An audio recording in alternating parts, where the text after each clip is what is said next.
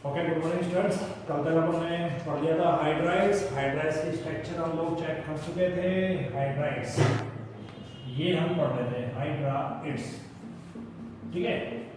तो बेटा हाइड्राइड्स में हमने लास्ट पढ़ा था, वो पढ़ा था इसकी स्ट्रक्चर। ये हमने स्ट्रक्चर बना ली थी कल, और इसको काफ़ी हद तक हमें एक्सप्लेन कर भी चुके थे।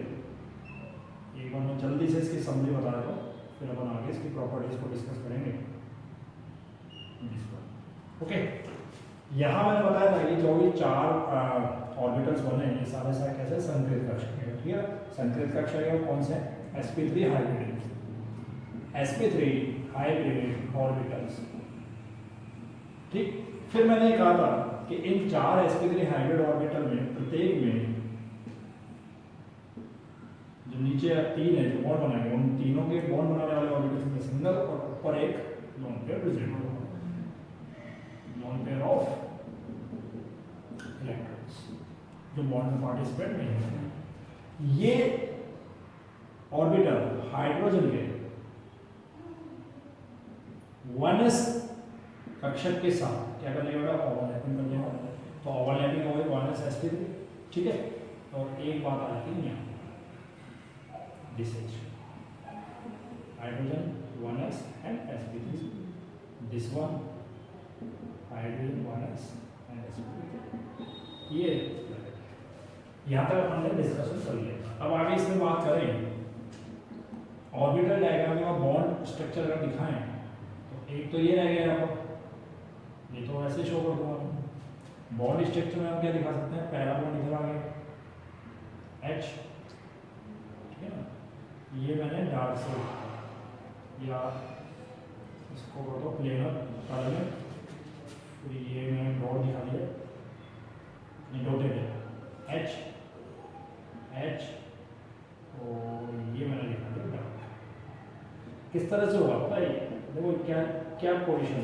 कल मैं बात कर रहा था कि जो ज्योमेट्री की मैंने बात की थी, समझाई भी थी कि जनरल केस में जो ज्योमेट्री है वो नीचे टेट्रा है, चतुष्फल की होनी चाहिए। सामान्य केस में चतुष्फल की होनी चाहिए, परंतु मैंने कहा था कि ये ऐसी नहीं होगी इसमें, और उसके रीजन आज मैं डिस्कस करेंगे। तो फिलहाल अगर अपन बात करें तो ये देखो स्ट्रक्चर जो बनी है, जो ये डार्क लाइन में दिखाया है, डार्क बॉन्ड दिखाया है, ये मान लो बॉन्ड है, ठीक है। इसमें यहाँ सेंटर पे नाइट्रोजन, तो ये जो डार्क लाइन है ये ऐसे बाहर की तरफ इस तरफ हो जाएगा। ये जो डॉट लाइन है ये बोर्ड के पीछे है, पेपर के पीछे है, प्लेन के पीछे, और ये प्लेन में ऐसे एक बैक में, एक आगे, और एक जो है ये प्लेन में ऊपर। तो दो बॉन्ड तो कहाँ हो गए? प्लेन में। अगर ये भी बॉन्ड बना था, इसको भी बॉन्ड मान ही सकता हूँ, इलेक्ट्रॉन, ठीक है, बॉन्डिंग नहीं के लिए पार्टिसिपेट कर सकते। तो ये कहाँ पर आ रहा है? प्लेन में। ये वाला कहाँ पर आ रहा है? प्लेन में। ये डॉटेड कहाँ आ रहा है? प्लेन के पीछे, और ये कहाँ आ रहा है? प्लेन के ऊपर। समझ में आ गया? तो ये इसकी बेसिक स्ट्रक्चर हो गई। एंगल अभी मैं यहाँ शो नहीं कर रहा कि क्या एंगल होगा, तो उसको अपन आगे से डिस्कस करेंगे। यहाँ तक हमने कल बात कर ली। अब हम इसकी प्रॉपर्टीज को डिस्कस करते हैं।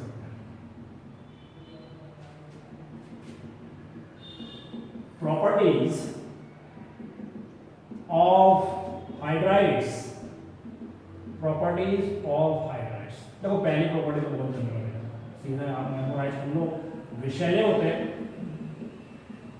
पॉइजनस कंपाउंड है, और तीक्ष्ण कंपाउंड है, तीक्ष्ण कंपाउंड, ठीक है ना, शार्प। इसमें तेज गंध देती है थोड़ी काफी। अगर आप अमोनिया का कभी बर्फ फैक्ट्री है, इस फैक्ट्री की तरफ जाना पता लग जाएगा, ठीक।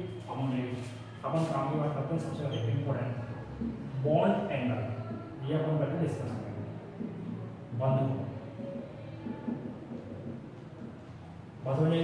तो देखो यहाँ पर जो बॉन्ड एंगल है, पहले तो मैं बता देता हूँ, अप टू डाउन जाने पर, फर्स्ट अप टू डाउन जाने पर bond angle of group 15 hydride, समझ आने वाली कि वर्ग 15 के हाइड्राइड्स का बंद कोण, कौन सा बॉन्ड एंगल? HEH। मैं यही तो बोलेगा HEH, डी अभी हम रख लेंगे जो ये बॉन्ड एंगल क्या हो जाता है? डिक्रीज, समझ आएगा? अब ऐसा क्यों? तो देखो इसका रीजन है रिपल्शन, मतलब प्रतिकर्षण, रिपल्शन बिटवीन इलेक्ट्रॉन्स। मैंने यहाँ पर एक बात नहीं बताई है, जो अभी अपन एक्सप्लेन करेंगे तब मैं आपको बताऊंगा कौन से इलेक्ट्रॉन है, क्योंकि दो तरह के इलेक्ट्रॉन है। एक तो वो इलेक्ट्रॉन है जिन्होंने बॉन्ड बना लिया यानी बॉन्डेड इलेक्ट्रॉन, और एक वो इलेक्ट्रॉन है ग्रुप जिन्होंने बॉन्ड नहीं बनाया यानी नॉन बॉन्डेड इलेक्ट्रॉन्स, जो एन इलेक्ट्रॉन है, ठीक है ना। वो तो कौन से वो हम देखेंगे, रिपल्शन बिटवीन इलेक्ट्रॉन्स। ये क्या हो जाता है, ये क्यों डिक्रीज हो जाता है, सेंट्रल या सीधा लिखना है यहाँ पर, आपको समझ में आ जाएगा, कोई दिक्कत नहीं। साइज ऑफ, क्योंकि यहाँ पर काफी देर तक पढ़ चुके हैं, काफी देर में, ई यानी सेंट्रल केंद्रीय पत्थर। साइज जो है वो क्या हो रहा है, अरे भाई अगर ई में यहाँ नाइट्रोजन लूंगा और ई यहाँ बिस्मिथ लूंगा तो किसका साइज किसका बड़ा है, बिस्मिथ का बड़ा है। तो ऊपर से नीचे आप आ रहे हो, अप टू डाउन आ रहे हो तो साइज, तो ये बेसिक पॉइंट है, समझ में आएगा नहीं कि अप टू डाउन अगर हम आएंगे तो हाइड्राइड जो है bond angle of group 15 hydrides, वो बॉन्ड एंगल क्या होते चले जाते हैं, डिक्रीज होते जाते हैं। क्यों? क्योंकि जो इलेक्ट्रॉन्स के बीच में, ठीक है ना, रिपल्शन है वो कम होता जाता है। क्यों कम होता जाता है? क्योंकि साइज ऑफ ई, जो बीच वाला सेंट्रल एलिमेंट है, उसका साइज क्या होता जाता है, बढ़ता चला जाता है, ठीक है। तो यहां तक ये बात आ गई। अब देखो इस बेस पर अपन देखें NH3 का bond angle order, bond angle order, बंद कोण क्रम, तो सबसे ज्यादा किसका होगा, इसका होना चाहिए BS3, फिर ASS3 arsine, then SBS3 stibine, and finally बेटा BIS3। ये आ गया। अगर हम इनकी वैल्यूज दिखाएं, H बॉन्ड एंगल वैल्यू ये होता है 107 डिग्री, ये आपको याद रखना है, काफी इजी है। 93 डिग्री अप्रॉक्स, 92 डिग्री, 91 डिग्री, ये भी 91 के आसपास होता है, कुछ कोर्सेज को 90 में रेफर कर दिया, 90 के, ठीक है। अब देखो यहाँ पर तो डिक्रीज हो गया बॉन्ड एंगल कि अमोनिया में नाइट्रोजन, तो अमोनिया में बॉन्ड एंगल कौन सा बनेगा, HNH, ये तो बनेगा। फॉस्फेट में कौन सा बनेगा, HPH, आर्सिन में कौन सा बनेगा, HASH, स्टीबिन में क्या बनेगा बेटा, SSPH, बिस्मिथिन में HBIH। पानी समझ में आ गई? तो ये एंगल्स बनता है, तो ये एंगल भी आपको पता होना चाहिए, ठीक है। कंपटीशन लेवल पे इंपॉर्टेंट है, पूछ लिया जाता है। तो 107 डिग्री। या अब क्वेश्चंस क्रिएट होते हैं, सर फॉस्फीन से बिस्मिथिन तक बॉन्ड एंगल की वैल्यू देखिए, ज्यादा डिफरेंस नहीं है 93, लेकिन जो पहला हाइड्राइड है, पहला हाइड्राइड नाइट्रोजन एलिमेंट का, उसका बॉन्ड एंगल कितना हो गया, बहुत ज्यादा हो गया। अब दूसरा क्वेश्चन कि इस स्ट्रक्चर को देखे, ज्योमेट्री को देखे, तो मैंने कहा था क्या होना चाहिए था, टेट्राहेड्रल, चतुष्फलकीय होना चाहिए। और जब अगर ऐसी ज्योमेट्री होती है तो बॉन्ड एंगल होता है 109 डिग्री 28 मिनट, ध्यान रखना 109 डिग्री 28 मिनट या 109.5 डिग्री का, ये बेसिक है, होना चाहिए। sp3 संकलित अवस्था होने पर किसी भी मॉलिक्यूल की ज्योमेट्री जो होती है वो टेट्राहेड्रल होनी चाहिए, और टेट्राहेड्रल की कंडीशन में बॉन्ड एंगल 109.5 डिग्री या 109 डिग्री 28 मिनट होना चाहिए। परंतु अब जो पढ़ रहे हैं ग्रुप 15 के हाइड्राइड्स के बॉन्ड एंगल में एक भी हाइड्राइड ऐसा नहीं है जिसका बॉन्ड एंगल यहाँ, परंतु एक फिर वापस मैं बोलूंगा, परंतु अमोनिया में 107 डिग्री आ रहा है जो उसके क्लोज है, पर ये तो बिल्कुल ही दूर है, डिफरेंस है। ऐसा क्यों? तो ये कुछ क्वेश्चंस बनेंगे, पहले इसको कॉपी कर लो फिर क्वेश्चन लगाओ। इसको कॉपी कर लीजिए पहले फटाफट, यहाँ तक तो कर लिया था ना, हां आगे अभी कंप्लीट करना है।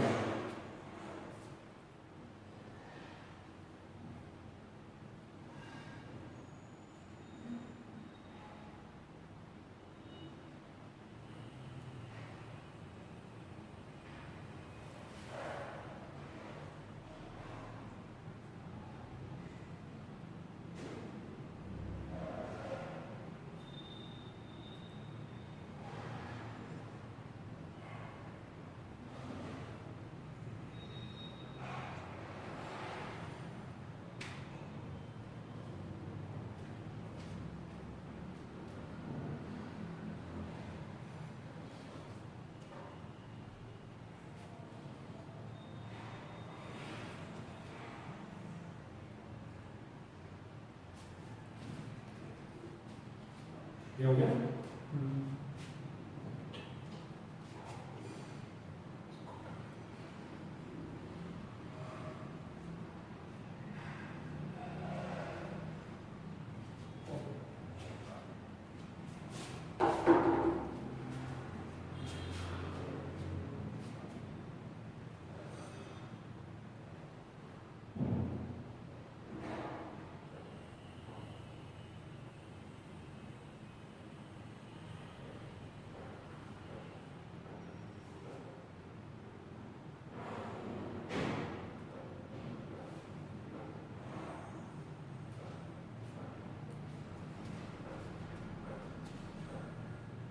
इंग्लिश में कोई वर्ड डाउट होगा तो हिंदी में पूछ लेना।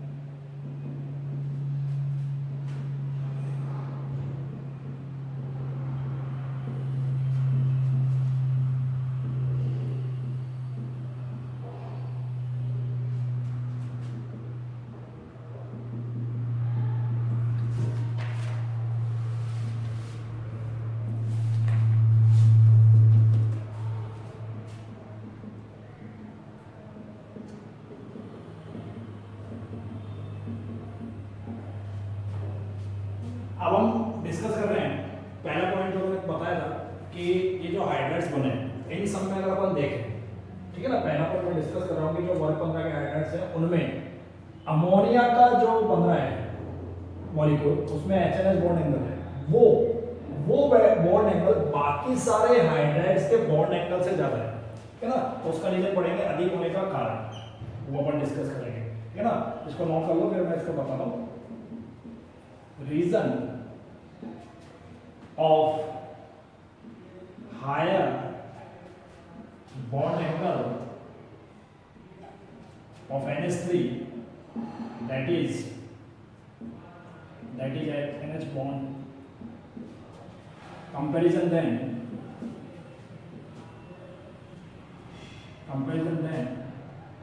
other hydrides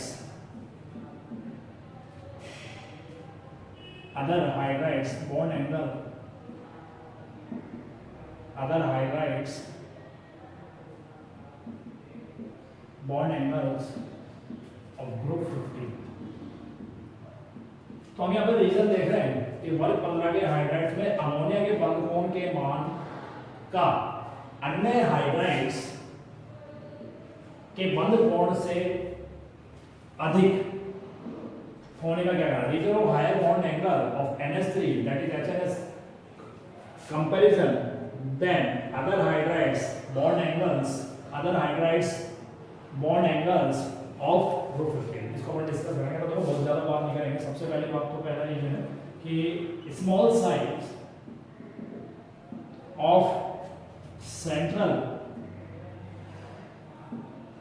element that is nitrogen यानी केंद्रीय परमाणु, केंद्रीय तत्व नाइट्रोजन के का छोटा, पहला रीजन तो ये।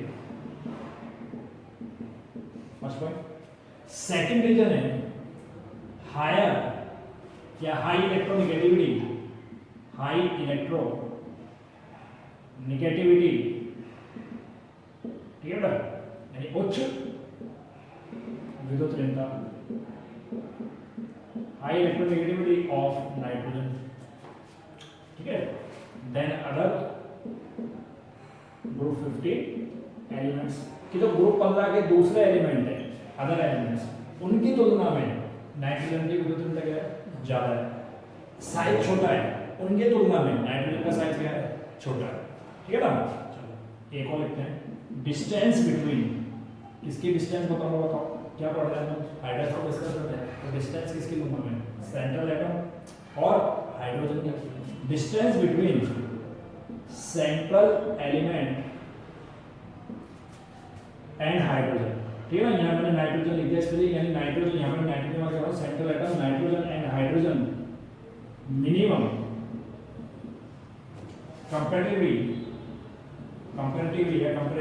comparatively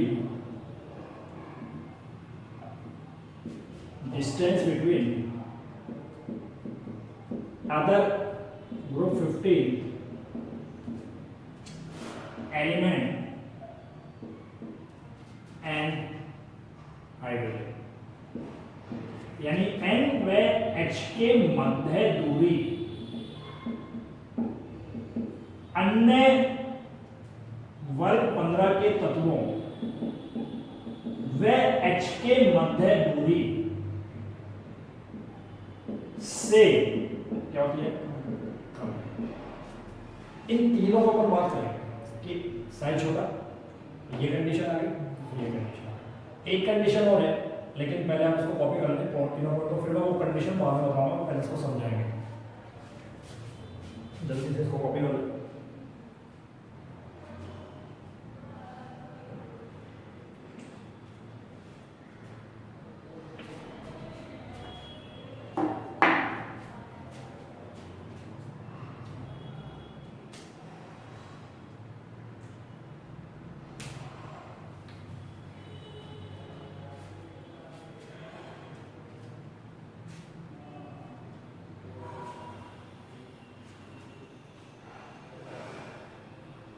कीजिए फटाफट।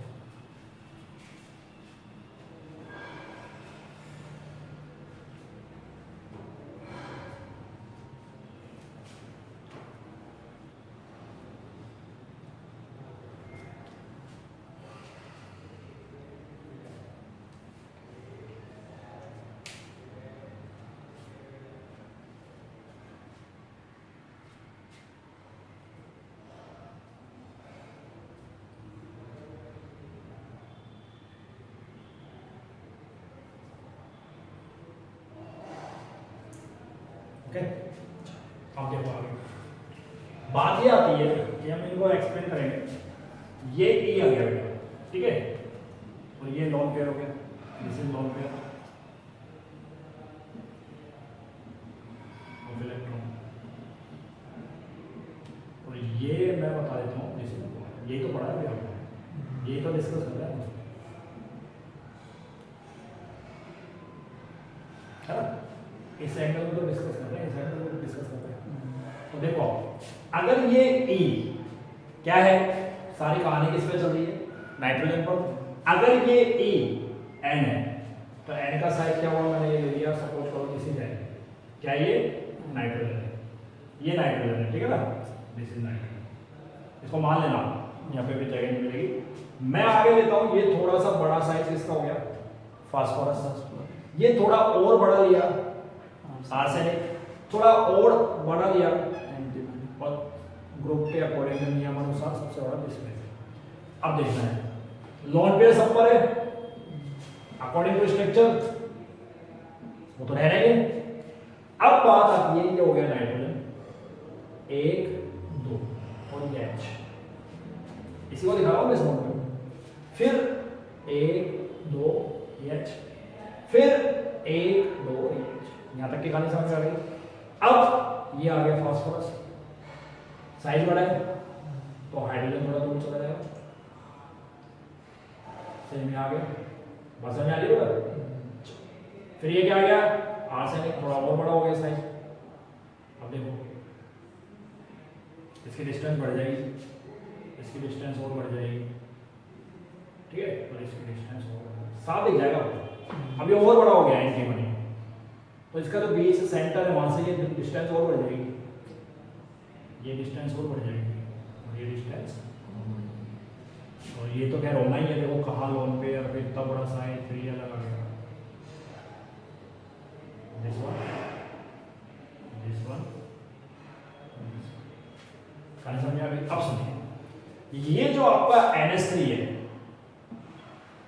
इसमें नाइट्रोजन का पहला पॉइंट स्मॉल साइज, इसमें नाइट्रोजन का दूसरा पॉइंट इलेक्ट्रोनेगेटिविटी ज्यादा। और मैंने आपको पहले समझाया था कि अगर विद्युत ज्यादा होगी तो मान लीजिए इलेक्ट्रॉन क्या करेगा, मतलब खींच लेगा। पहले से ही छोटा साइज, ऊपर से बॉन्ड के इलेक्ट्रॉन को कहां खींच रहा है, यहां खींच रहा है, ऐसे खींच रहा है, ऐसे खींच रहा है। तो ये जो छोटा सा नाइट्रोजन, मैं इसको अलग दिखा रहा हूं, देखो ध्यान से, इससे क्या होगा, अगर ये इलेक्ट्रॉन खींच लेगा, भैया पहले से यहां पर क्या है मेरे पास, ये नाइट्रोजन, ये एक लोन पेयर, पहले से लोन पेयर है, ऊपर से ये बॉन्ड के इलेक्ट्रॉन जो बिल्कुल बीच में होने चाहिए थे, उनको इसने क्या किया, अपनी तरफ अट्रैक्ट कर लिया, ये अपने इसकी तरफ अट्रैक्ट हो गई, ये इसकी तरफ अट्रैक्ट हो गई, इसकी तरफ। छोटे से नाइट्रोजन के चारों तरफ इलेक्ट्रॉन्स डेंसिटी क्या हो गई, बढ़ गई। क्या हो गई, इलेक्ट्रॉन घनत्व बढ़ गया। और अगर ऐसा होता है तो अकॉर्डिंग टू वेसेपर थ्योरी, 11 में पढ़ाई थी VSEPR theory, lone pair bond pair repulsion बहुत ज्यादा होता है बॉन्ड पेयर रिपल्शन से। यानी लोन पेयर और बॉन्ड पेयर अगर आपस में पास आ जाएंगे तो वो एक दूसरे से लड़ेंगे, लड़ाई होगी, प्रतिकर्षण होगा, रिपल्शन होगा, भागेंगे। अब देखो इतना पास आ गए कि ये लोन पेयर और ये बॉन्ड पेयर, ये लोन पेयर इसको अलग करेगा, ये लोन पेयर इसको अलग करेगा। अब इस केस में क्या करेंगे, कोशिश करेंगे अंदर जाए, परंतु ज्यादा भीड़ हो जाएगी तो ये आपस में भी एक दूसरे को रख करेंगे। तो फिर ये बाद में फाइनली तय करेंगे कि एक ऐसे एंगल पर जाकर अपने आप को लड़ने सिचुएटेड हो जाए जहां पर ये रिपल्शन और ये रिपल्शन कम से कम, रिपल्शन तो लगने वाला है पर वो कम से कम हो जाए। और वो रिपल्शन कहां जाके कम होता है, जब एंगल कितना बन जाता है, कहानी समझोगे, ये फैक्टर आ गया, तीनों पॉइंट आ गया ना, डिस्टेंस वगैरह वगैरह, और एक पॉइंट यहां पर आ जाता है, ये फोर्थ पॉइंट ये आ गया, ठीक है ना, इलेक्ट्रॉन डेंसिटी। इन तीनों से तो क्या हो गया, ये पॉइंट हो गया, इन तीनों को कंबाइन करूंगा तो क्या हो गया, ये वाला हो गया, यानी इलेक्ट्रॉन घनत्व क्या हो गया बेटा, बढ़ गया, ठीक है ना। और फाइनली चौथा पॉइंट जो है, जब ये सब होगा तो वेस्पर थ्योरी के अकॉर्डिंग ये होता है, जिसे मिनिमाइज करने के लिए यहां लिख देता हूं मैं, इलेक्ट्रॉनिक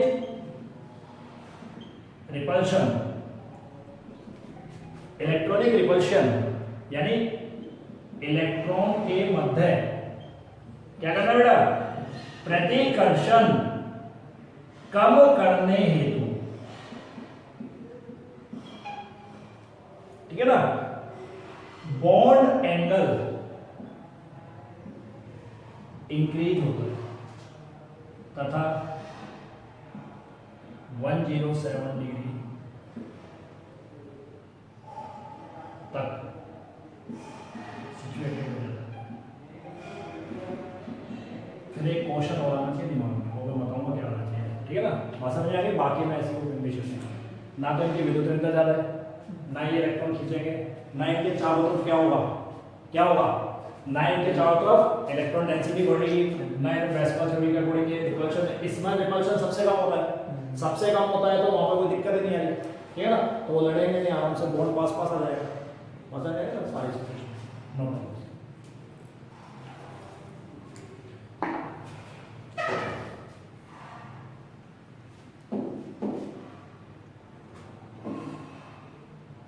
जो 3 पॉइंट लिखा है उसका जो समरी है वो, यानी उनका क्या परिणाम निकला, वो ये निकला इलेक्ट्रॉन डेंसिटी।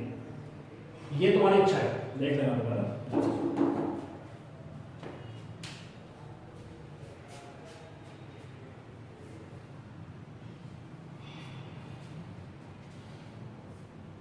एग्जाम में तो कोई नहीं पूछेगा, आप करने के हिसाब से अगर देखना चाहते हो कर लेंगे उसमें।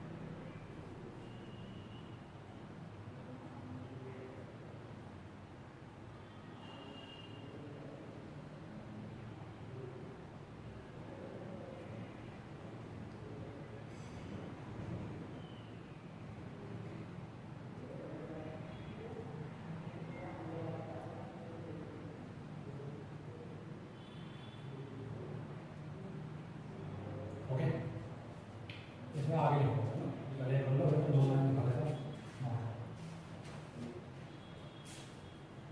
तो यहाँ 2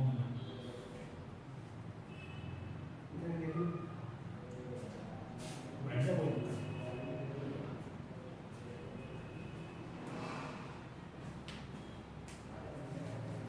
ओके। चलो देखो, उपरोक्त कारणों के कारण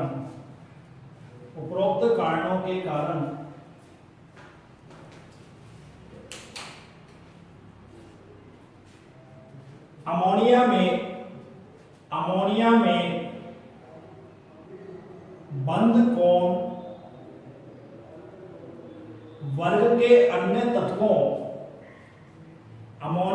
बंध कोण वर्ग के अन्य तत्वों की हाइड्राइड्स की तुलना में, अमोनिया में बंध कोण वर्ग के अन्य तत्वों की हाइड्राइड्स के बंध कोण की तुलना में, की को केवल कन्वर्ट करो बस, के बंध कोण की तुलना में अधिक होता है। फिर लाइन चेंज कीजिए,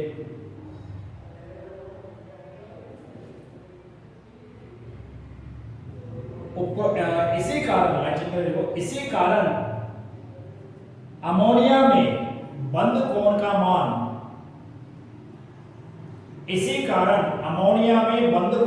मान sp3 संकृत अवस्था में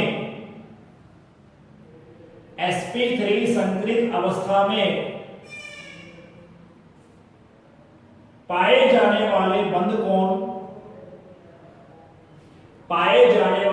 कोण कितना मिलता है बेटा? 109 डिग्री 28 मिनट या 109.5 डिग्री की तुलना में कम होता है।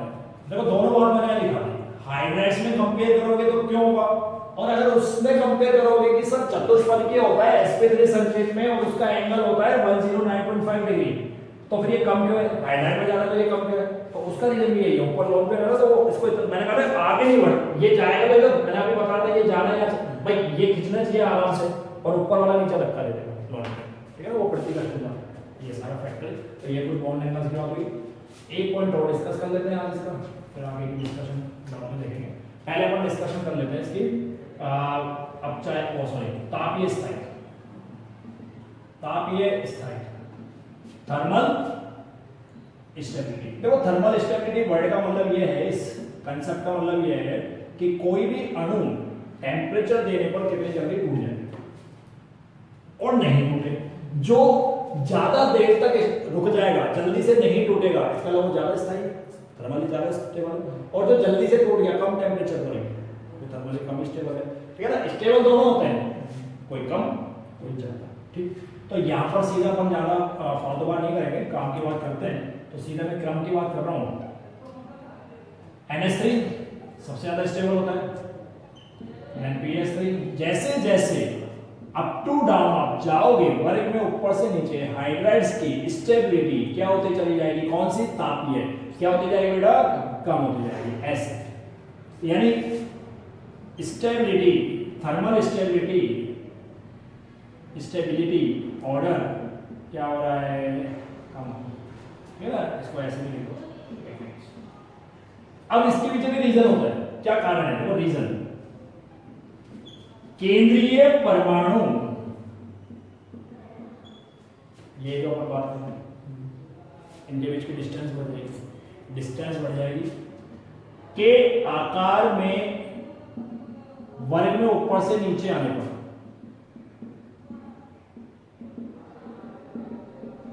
वृद्धि होने से EH बंध की लंबाई बढ़ जाती है, जिससे बंध, जो बॉन्ड बनेगा ना अपन दिखा रहे हैं, बंध में दुर्बलता, वीकनेस आ जाती है, वीकनेस आ जाती है, बंध में दुर्बलता आ जाती है। समझ आएगा? बस ये बॉन्ड अगर वीक हो गया तो क्या होगा, इजीली ब्रेक हो जाएगा। अभी जो 5 बन रहे हैं, ये तो विद्युत ऋणता इतनी ज्यादा स्ट्रॉन्ग बन रहा है, वैसे बांध के रखा हुआ है, ये इतना बड़ा हो जाएगा कि इजीली टूट जाएगा, डिस्टेंस हो गया ना।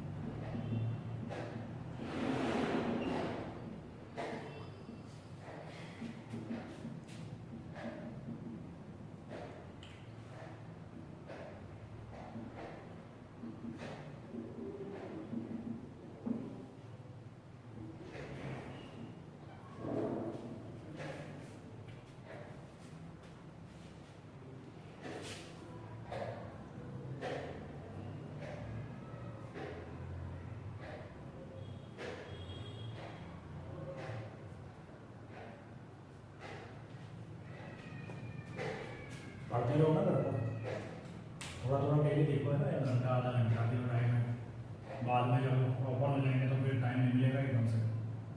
बाकी इस चैप्टर को अपन परेशान हो से पूरे नोट्स तैयार हैं, क्योंकि काफ़ी बड़ा लेंथी चैप्टर है, काफ़ी सारे क्वेश्चन आते हैं, कंफ्यूज रहता है बच्चा कौन सा है। तो नोट्स वगैरह मिल जाएंगे, तो टेंशन लेने की जरूरत बिल्कुल भी नहीं है, ठीक है ना, ईजी वे क्यों।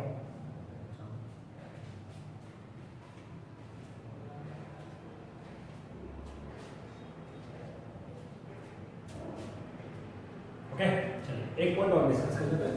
अब चाहे पहले तो मैं आपको बता देता हूँ रिडक्टेंट कौन है। रिडक्टेंट वो होते हैं जो दूसरे का क्या करते हैं, दूसरे कंपाउंड का रिडक्शन करते हैं। रिडक्शन करने वाला, यानी रिडक्शन वाला होता है अपचयन, मसल में अपचयन करने वाला, जो भी होगा वो अपचायक कहलाता है। अब कैसे होता है, लास्ट ईयर हमने डिस्कस किया था, हाइड्रोजन दे दे, ऑक्सीजन दे ले, ठीक है। ऋणात्मक तत्व जैसे क्लोरीन, फ्लोरीन, ब्रोमीन, आयोडीन, इनको क्या करे, ले ले। धनात्मक तत्व सोडियम, पोटेशियम या कोई मेटल, उसको क्या कर दे दे। इलेक्ट्रॉन्स ले ले।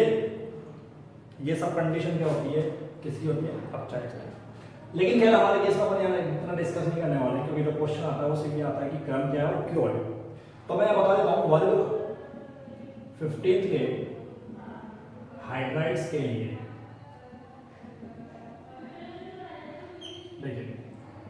NH3, इसको ऐसे ले लीजिए, NH3, PH3, ASH3, बेटा क्या हो गया SB, H3 और BH। इसका मतलब ये क्या हुआ, देखो क्या बढ़ रहा है, रिडक्टेंट नेचर क्या हो रही है। देखो सिंपल सी बात है के लिए हाइड्रोजन देने पर अपचायक क्षमता बढ़ेगी और वो ज्यादा अच्छा अपचायक होगा जो तुरंत क्या कर देगा, और जो धीरे देगा कम अपचायक होगा, ठीक है ना।